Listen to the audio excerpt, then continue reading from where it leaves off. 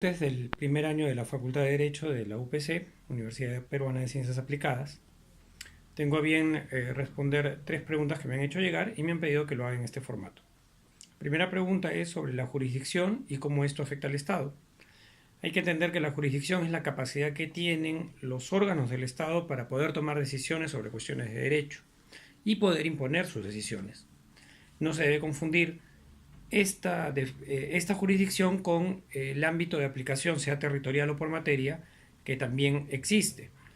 Porque esto no viene al caso, esta segunda definición. La primera sí, porque me preguntan sobre cómo esto afecta al Estado. Y el Estado no se puede afectar por la jurisdicción.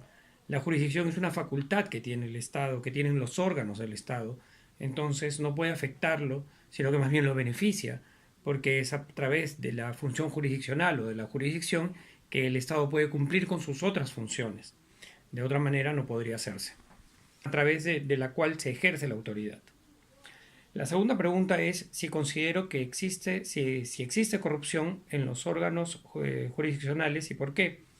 Yo creo que sí, porque por la misma naturaleza de la función jurisdiccional, siempre existe la posibilidad de que se pueda tratar de atentar contra la naturaleza propia de las decisiones para que estas decisiones que toma el Estado se encaminen en una dirección y se respondan a intereses particulares o subalternos.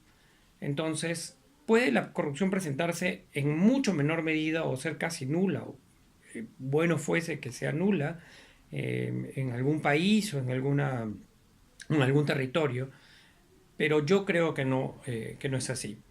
Puede mostrarse también la corrupción de manera más sofisticada y hacernos creer que no existe la corrupción, pero por lo dicho anteriormente, considero yo que la naturaleza misma de la función jurisdiccional eh, crea también la posibilidad de que exista la corrupción y lamentablemente los seres humanos pues podemos caer en actos de corrupción.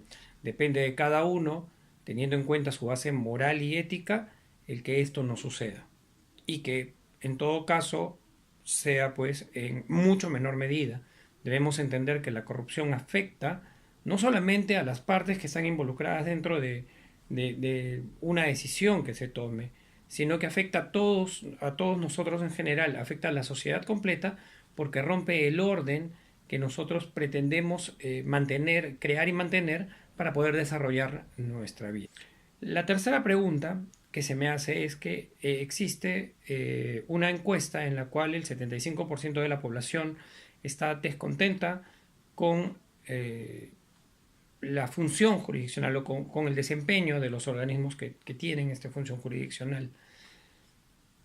Y yo creo que pasa en buena medida por el desempeño, el mal desempeño que tienen los órganos jurisdiccionales que se puede dejar ver en el tiempo que demoran los procesos y en la pobre calidad de muchas sentencias judiciales, por ejemplo. Pero también pasa por una cuestión de expectativas. Las personas cuando llegan a un proceso judicial tienen la expectativa de ganar el proceso, muchas veces sin atender al hecho de que puedan no tener razón.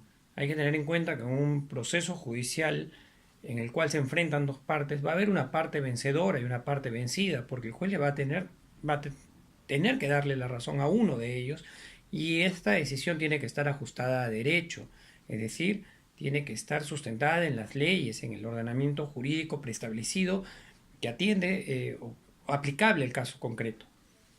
Y la parte vencida debe respetar esa decisión y debe mantener su conducta dentro de los lineamientos que el órgano jurisdiccional establece. Pero lamentablemente por una mala praxis de la carrera de derecho de la abogacía en el Perú y probablemente en el mundo, las personas llegan a los procesos judiciales con unas expectativas bastante altas y cuando pierden creen que ha habido algún problema de corrupción en el Poder Judicial o acaso el abogado no ha hecho su trabajo de manera eficiente, pero no siempre es así, porque cuando hay un conflicto de intereses entre las partes, el derecho establece cómo es que debe resolverse y como dije anteriormente, muchas veces, o mejor dicho, siempre va a haber una parte a la que el derecho le va a dar la razón a través de la decisión judicial y otra a la que no. Bueno, esas han sido mis respuestas a las tres preguntas planteadas. Saludo su decisión de estudiar Derecho. Espero que, como dije antes, formen ustedes una buena base moral y ética para un buen ejercicio de la carrera en el futuro y les deseo muchos éxitos en su desempeño primero como universitarios y luego como abogados. Buenas tardes.